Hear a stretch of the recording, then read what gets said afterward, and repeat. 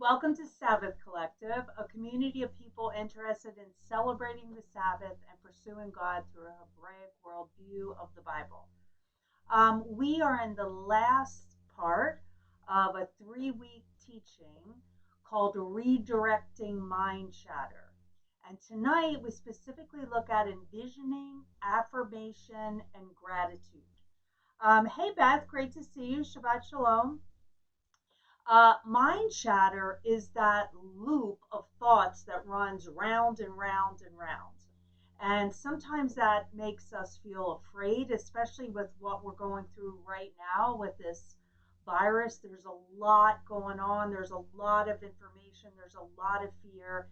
And a lot of people I'm talking to can't sleep and they have constant thoughts. I had a cough, maybe I have a fever, and they're worried. And again, this is what it looks like. It's a loop. Sometimes it freezes us. Sometimes it makes us angry and aggressive. Sometimes it keeps us up at night, doesn't let us fall asleep. But we are really only one decision away from redirecting that noise and moving in the direction we want to go. Now, for those of us who say, I am so not good at making decisions, I would posit that you make decisions all day long. You make a decision to hit a snooze button and oversleep, to be snarky to a friend or to your partner, to possibly ignore finances, hoping they'll just get better. Then we wake up one day and say, geez, my life is a mess. How did this happen to me? But many of us, not all of us, but many of us actually made decisions that led us there. And all the while, that loop is playing in your mind that you'll not be able to ever change this. Hey, Josh, great to see you. Shabbat Shalom. Hope your family's well. Um, Decisions got you there. They can get you somewhere else as well. And mind chatter can definitely be redirected. When I was in college, I think I was a freshman or a sophomore. I was going to school for psychology, and I did an internship at a really old psychiatric hospital, the kind that they used to call back in the day institutions. We don't have them anymore, thankfully. They're just giant monstrosities of buildings with hundreds and hundreds of people in it. And it's not a great place to be, let alone be a resident. But one of the therapists there was trying to make us interns connect with the realness of the thoughts of the patient. Hey, Rebecca, Shabbat Shalom, good to see you. And he had us all of us, imagine a lemon wedge in our hand. Now, this is a very old thing to do, but it really works. So he has us imagine a lemon wedge in our hands. And now he tells us to feel the rind. So we don't really have a lemon in our hand. We close our eyes, we're imagining a lemon in our hand, and he tells us to feel the rind, and we do.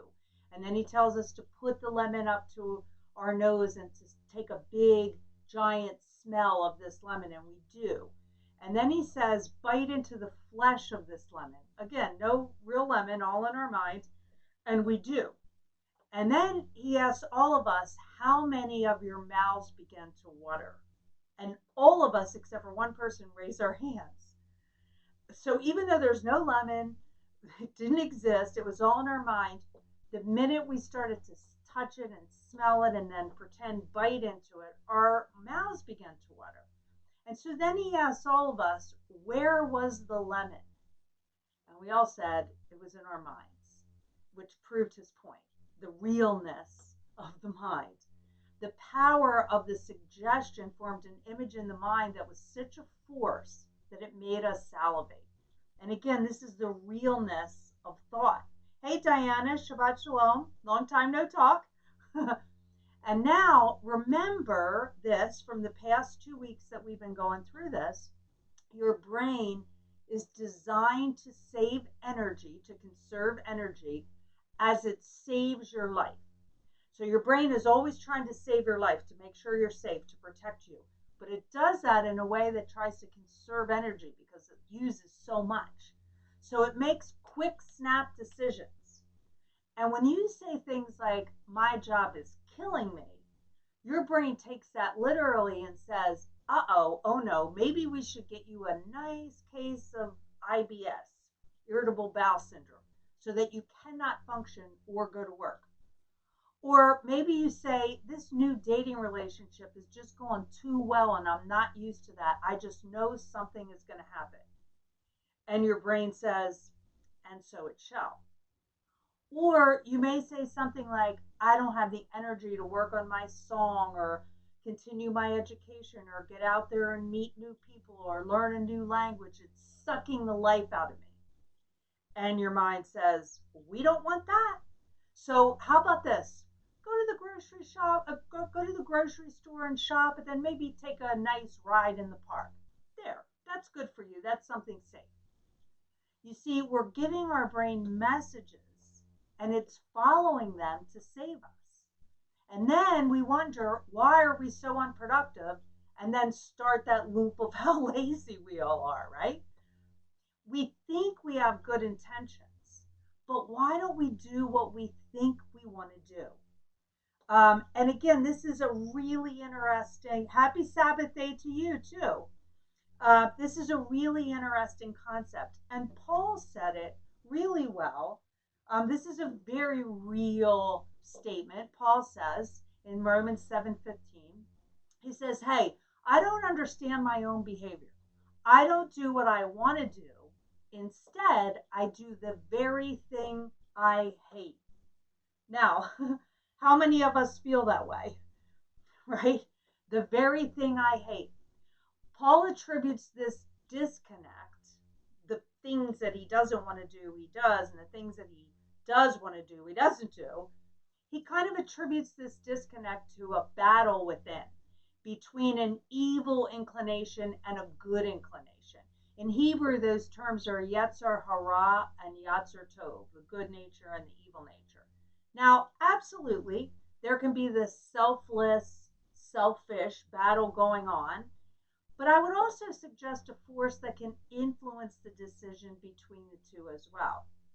The force of a mind that is neither rooted in good nor evil, but rather a story with a predictable future. The brain is functioning according to God's design, with moving us towards what's known. That doesn't mean that that's where we're supposed to move, right? It simply means it's doing what it's supposed to do, which is keeping us safe. For most humans, our brains are not wired to do things that are scary or unpredictable. Now, there's some people that do have a brain that's wired for scary and unpredictable. I saw a special about a dude that climbs with no ropes up mountains, and when they did a scan on his brain was wired to get him to do things unpredictable and scary. But for most people, we're not wired that way. Your brain is designed to protect you from anything that might hurt you, to keep you alive.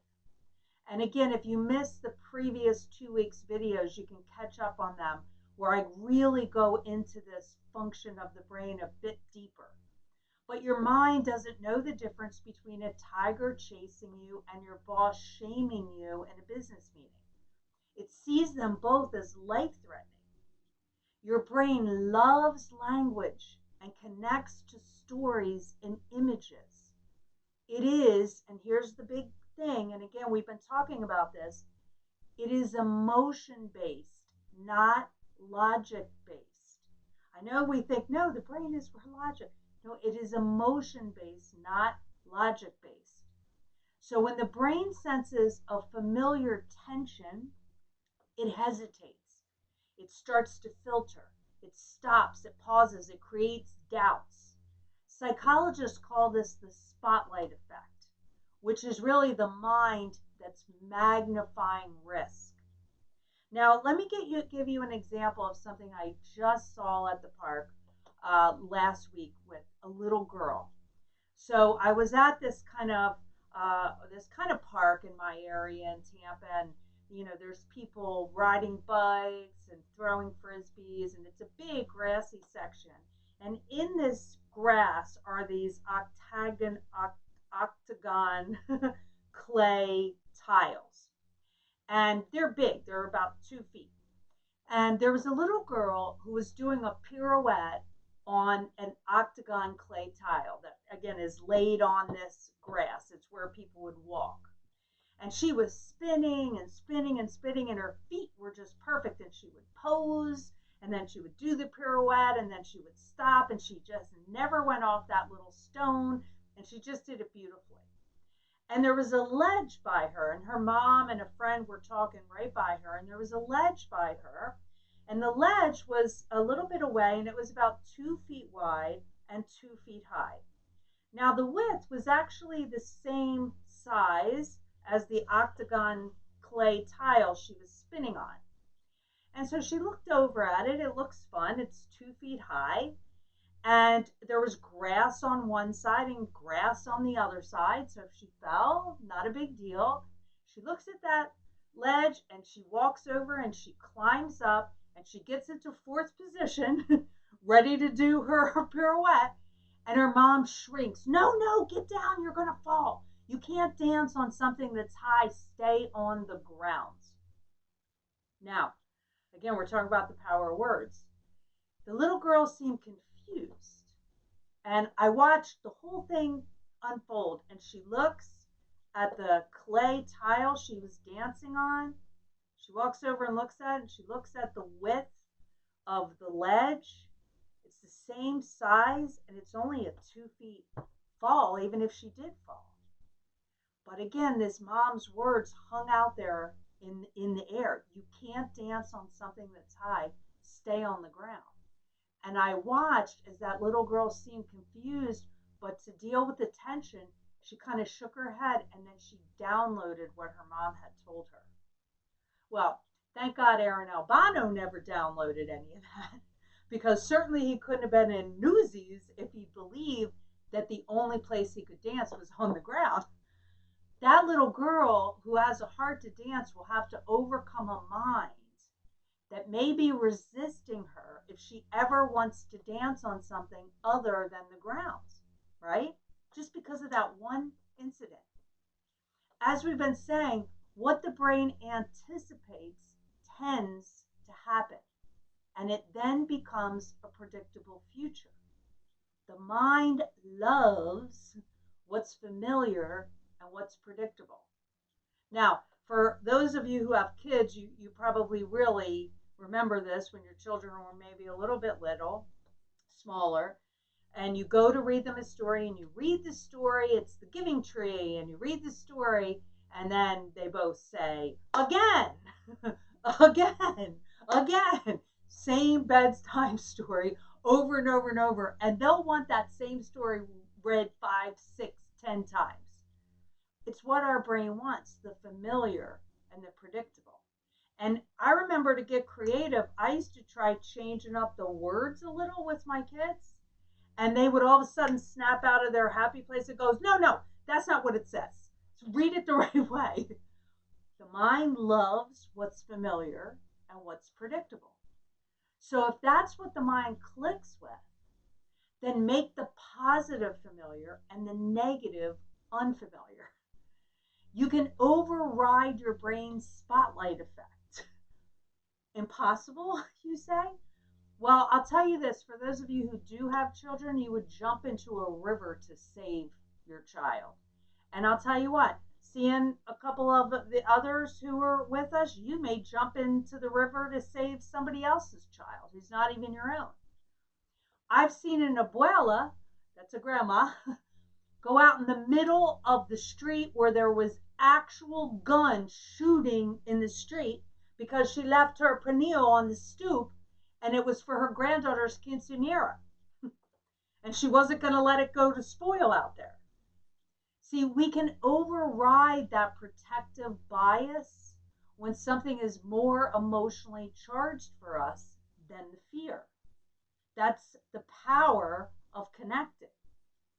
In neuroscientist and professor Antonio Damasio's book, Descartes' Error, he lays out the result of his research that suggests as much as 95% of our decisions are ultimately decided by feelings, not facts. He has a really great TED Talk too.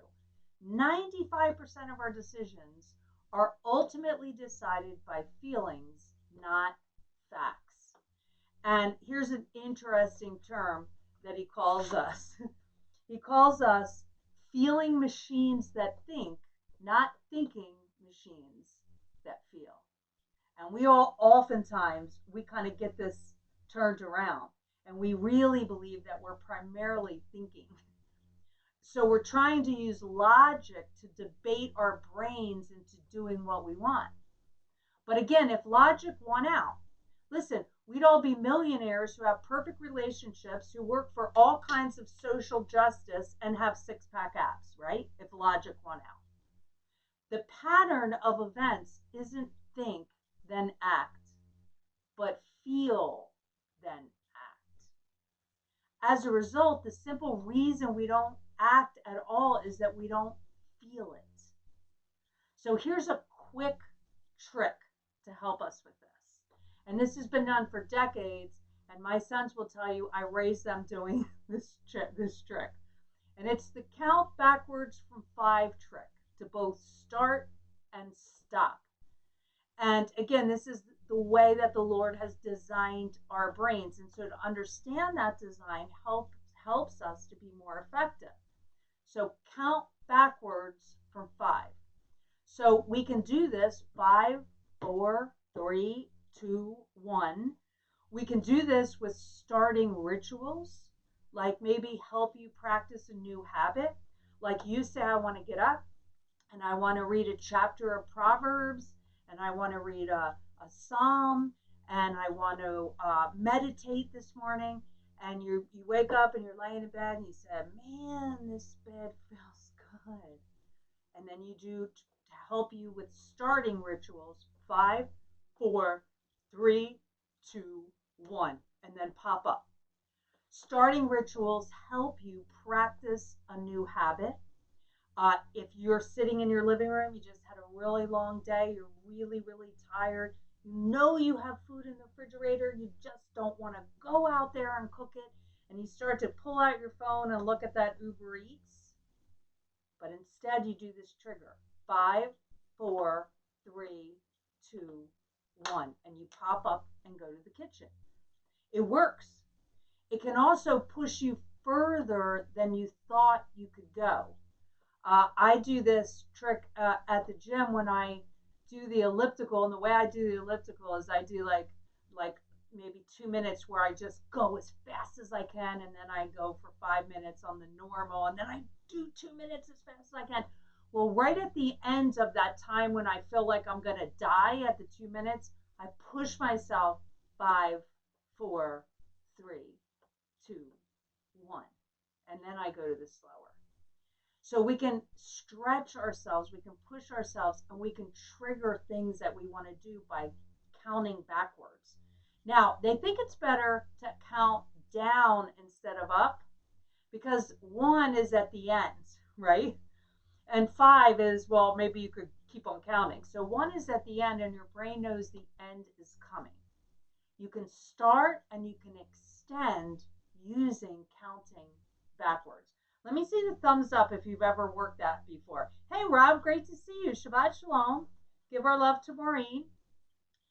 To stop a behavior, you can also count backwards. So we can instigate behaviors. We can push ourselves past our boundaries. And we can also stop a behavior. We can count backwards. Before you lose your mind, every bit of that mind, and yell at some dummy that got stuck in the easy pass lane with no easy pass, and now there's a gate in front of him that he can't get out, count down. 5, 4, 3, 2, 1. When you count, you're disrupting those loops that are encoded in your brain. And this interruption engages your prefrontal cortex, which is how you make decisions. You can interrupt getting an unnecessary third adult beverage. You had to? You're feeling pretty good? The bartender says, can I get you another? You know you shouldn't have that third. 5, 4, 3, 2, 1. No thanks, I'm good. Or eating a piece of sugary cake, or panicking right before you go into a job interview, or extending yourself to walk across the room and see someone attractive that you want to talk to. Count down. And at that point of interruption, you can then begin what we're going to get into tonight, the envisioning and the affirmation and the gratitude. Now, just to sum up real quick, the last couple weeks, when there is any sort of trauma or emotionally charged event, we go to this place, right? The story I'm telling myself is, and this is a Brene Brown quote, what story am I telling myself about this trauma that just happened to me?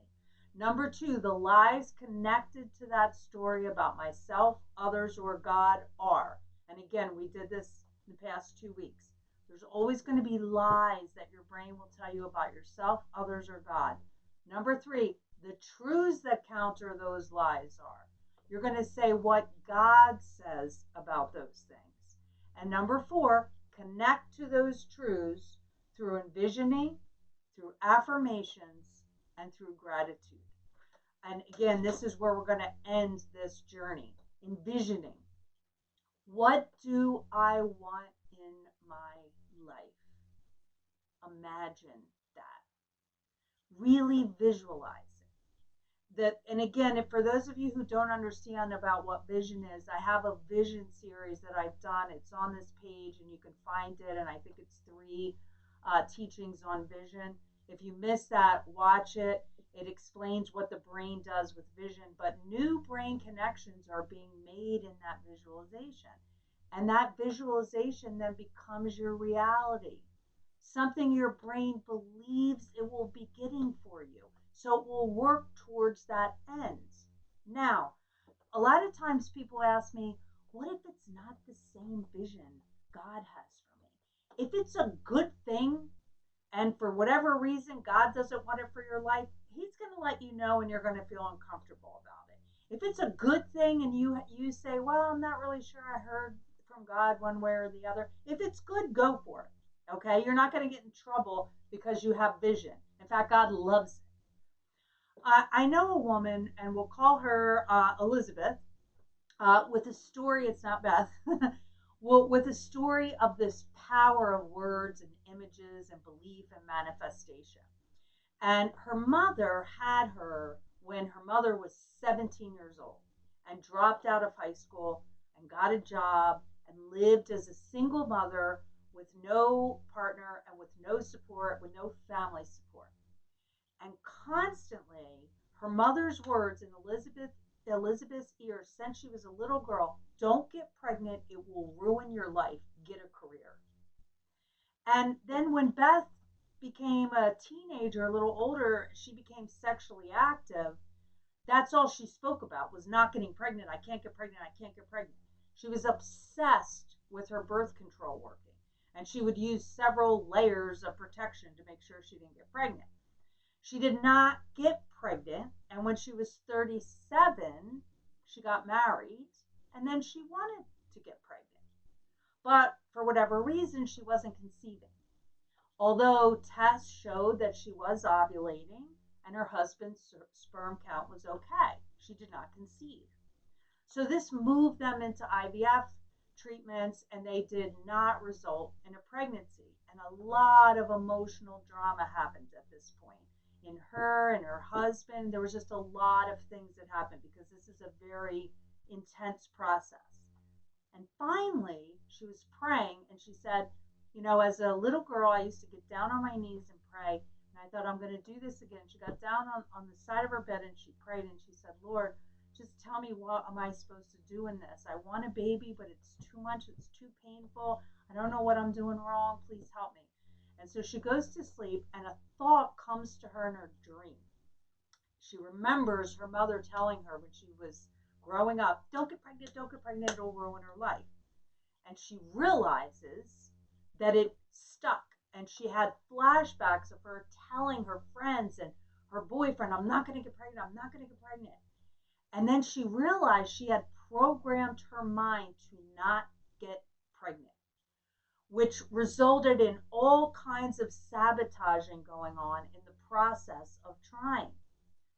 So in the dream, she then heard her own voice that kind of came in the background to her as a young girl, and it told her it's not about the pregnancy, it's about the baby. And all of a sudden she had a revelation, and she woke up and she said to her husband, wake up, wake up, I want to give birth to a healthy baby. I'm going to stop even thinking about being pregnant or getting pregnant. I'm going to start praying and thinking about giving birth to a healthy baby. So she stopped the IVF treatments because she felt like for her it was too pregnancy oriented and not baby oriented. And then she got pregnant and she had a miscarriage at 8 weeks. But it didn't rock her because she went back to her affirmations and she was saying, I want to give birth to a healthy baby. So perhaps this may have been the best thing.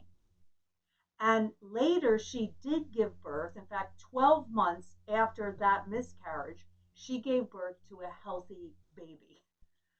This is the power of how we relate to words, and when we change our envisioning and our words, our vocabulary, and replace them with affirmations that are peaceful and loving and supportive. Affirmations, statements of truth. I am. God is. The world is. Love is. Alicia and I were just talking today about the book, The Artist's Way. Beth, I don't know if you remember doing that when we were at GT and 33rd Street, but we used to do it a lot back then. Oh, I think that was actually before you came, maybe. But we used to do it a lot back then, The Artist's Way. And it's a great book for artists, for anybody, but especially for artists. And it's very reflective, and people often do it together in small groups. And some of their affirmations were concerning creativity.